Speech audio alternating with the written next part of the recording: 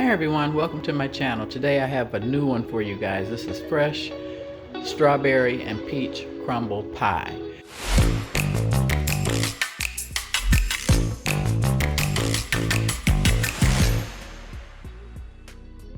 Now I have a pie crust here. If you're ambitious, go ahead and make your own, but it has to be blind baked. So that's why you see the bag of rice there. Those that know me know I couldn't cook this rice if they had a gun to my husband's neck. I'd have to ask the gunman, may I please pray? I get one good cup of rice a year, so I use bag rice. Don't laugh.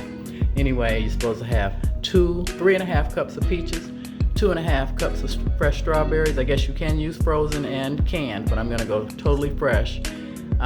3/4 of a cup of sugar. I have a crumble topping that I have here. I'll leave the recipe in the description box if you want to see me make it. I have a stuffed caramel apple recipe on my channel, and I show you how I make this. It keeps for up to 4 months in the freezer. I'm on my 3rd month. I want to use it. I have this little brown sugar and 1/4 of a cup of flour, 2 teaspoons of lemon, and I'm gonna use a little butter. These peaches aren't the best, you know, some of them are soft, some of them aren't, so I'm gonna do something untraditional. I'm gonna cook them for a while in a little butter to soften them up.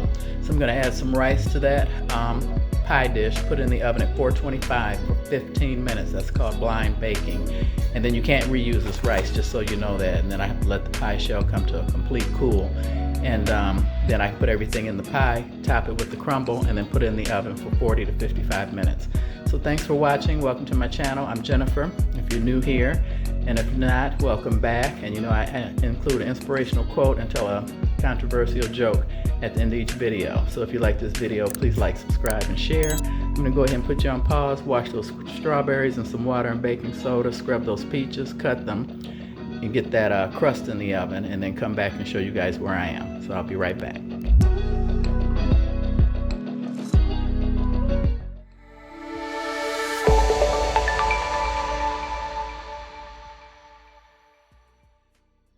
Okay everyone, that's 2.5 cups of strawberries I've cut up, and that's 3.5 cups of peaches. So now I'm going to take the peaches over to my pot that I have on. I've got some butter. Most recipes don't have you do this, but like I said, these peaches are just a little too hard, and I don't want them that hard. So I'm going to put you guys on pause, get this cooking, and I just want to cook them for about 5 or 10 minutes on a rapid high heat just to soften them up, because I'm afraid the texture will be off. You don't want soft strawberries and bite into hard peaches. Let me put you guys on pause. Let's get cooking.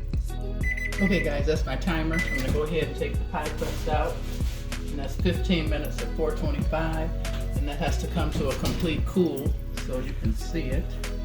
There it is. So now I'm just going to cook these peaches until they're soft, and this has to dry, cool. So I'm going to put you guys back on pause and get these peaches going. Okay, so you hear my peaches there. I got it on high, so I'm going to go ahead and cook these until I think they're soft enough. I really don't have a time frame for you, so I'm going to put you guys back on pause and get these peaches together, and then we can assemble the pie and get it in the oven. Okay everyone, that took about a good 10 to 15 minutes to get these peaches a little bit softer. I hate I didn't go with canned, but it would mess up the title. So that's 1/4 of a cup of flour, and then here's 2 tablespoons of lemon juice.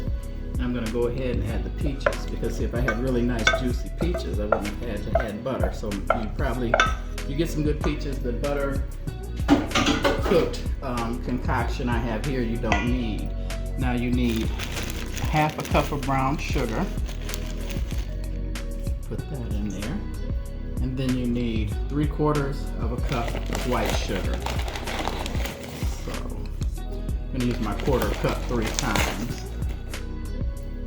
1. You know I like my stuff sweet, so it doesn't hurt for me to go over on the sugar. But I thought this would be a nice pie. I like to try and impress people when I entertain. It's not often, but I love it when people go all out for me and I see something different. Like I said, this is a fresh strawberry peach crumble. Most people put a lattice top or a topping on their apple or on their peach pie or strawberry pie. But I decided to do a crumble because I have leftover crumble, like I said, from my recipe from stuffed caramel apples. And this is Martha Stewart's recipe for the crumble. And like I said, I will list it in the description box. It makes quite a bit, and it'll keep for up to 4 months. So see, that's all mixed together. And this is 3.5 cups of peaches and 2.5 cups of strawberries. Then you put this into the pie shell. Forgot to tell you guys this is a 9-inch pie shell too.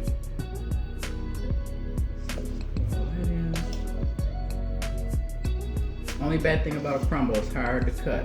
It's not something, you know, like I said, for a YouTube channel like I'm trying to do. It's not the smartest choice when it comes to taking pictures. It doesn't turn out well when you cut the slices. So I've got my crumble here. Move this closer.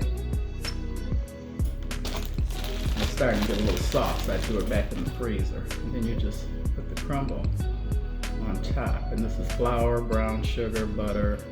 I think it's white sugar. I can't remember. Like I said, I made this about 3 months ago, and it's good for 4 months.